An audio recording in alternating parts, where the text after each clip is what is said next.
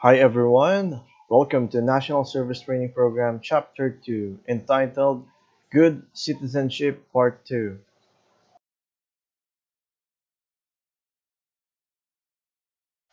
And next is the classifications of rights. We have three classifications. What are those? Just remember the acronym NACOS.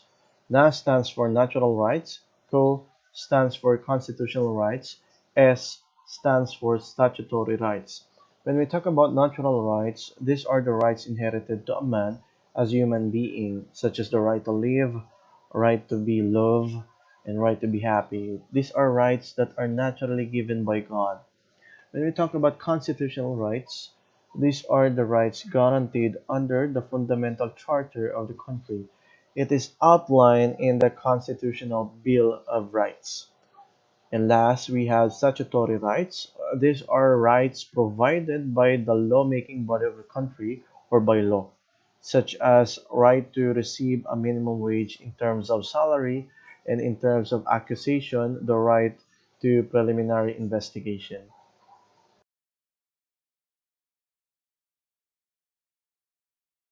Let's now move on to the types of constitutional rights.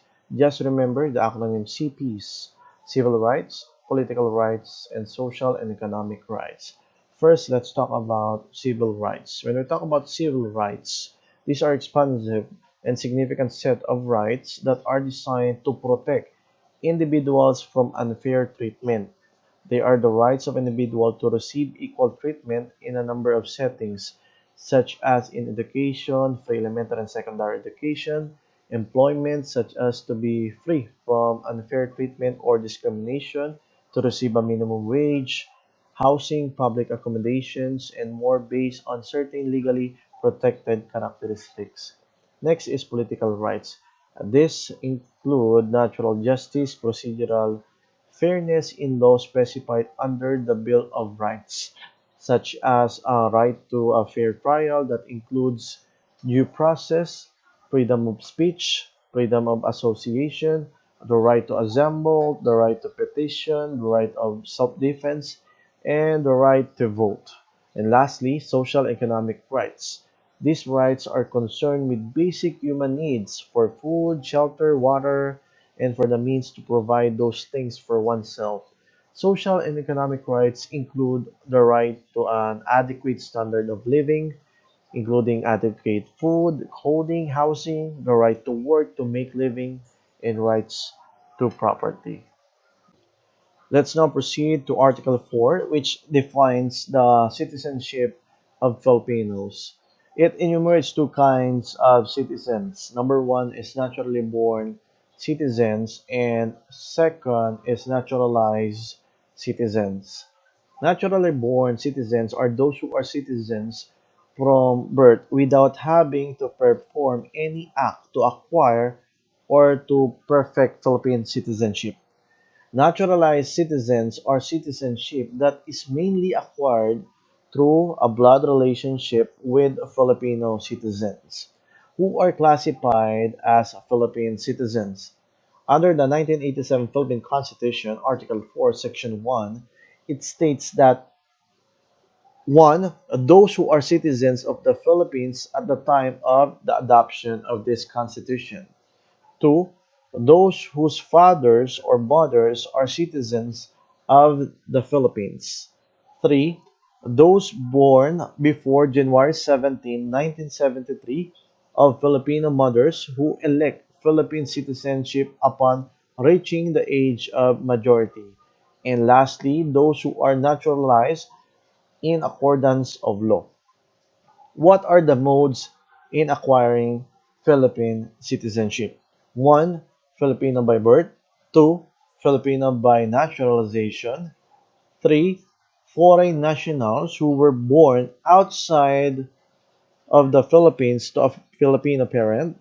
And lastly, former natural born Filipino who has been naturalized in other country who wishes to retain or reacquire their Philippine citizenship, and children below 18 years of age may be included as dependent. Good citizens values. What is a good Filipino citizen?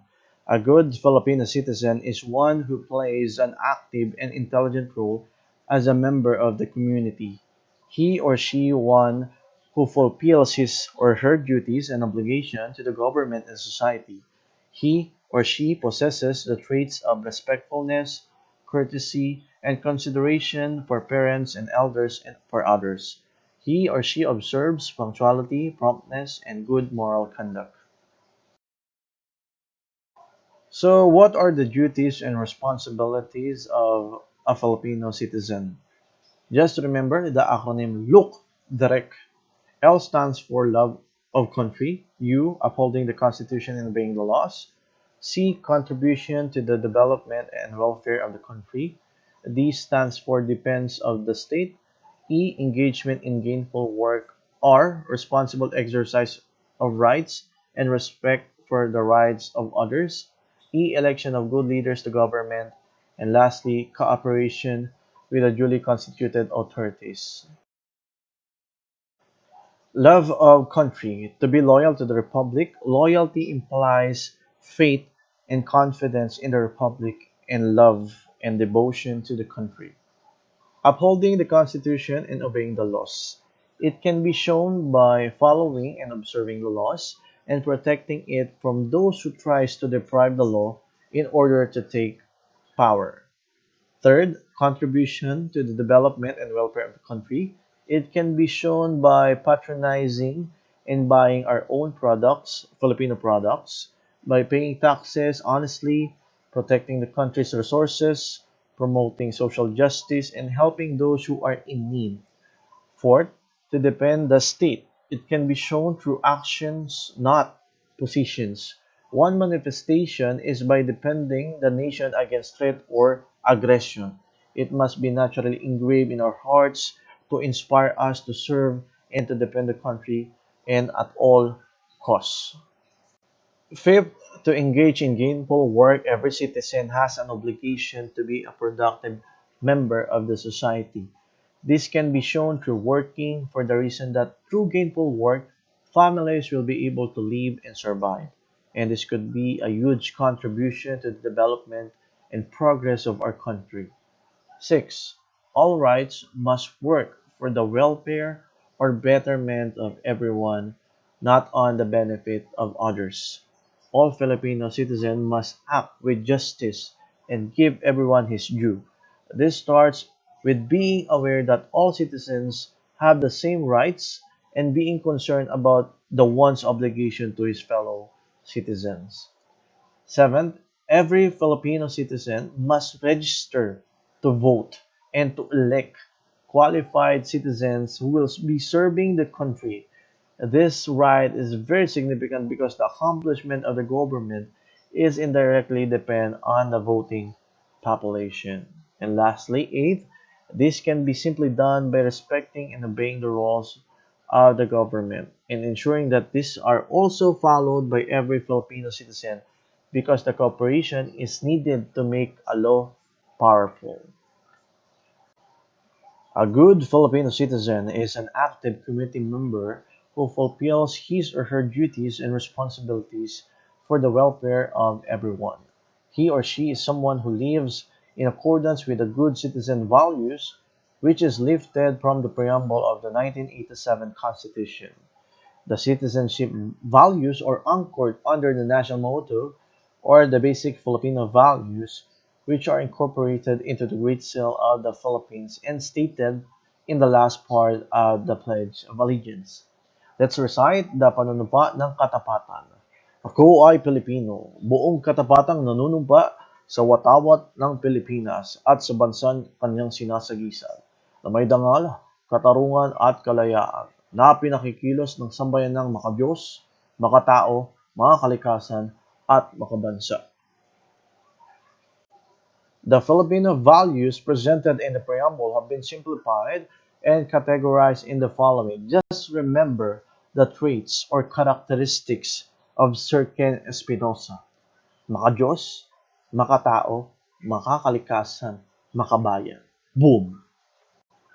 First, makadiyos or God-fearing.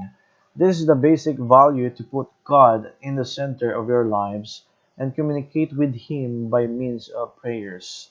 You should look to Him as your ultimate source, one with infinite powers to help you to meet your needs and to get you out of trouble in crisis. With this experience, you become fully aware of things you can accomplish when you love a life with faith.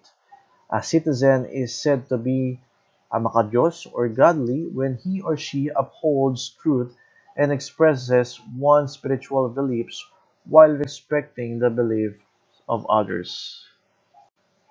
Second, makatao o humane.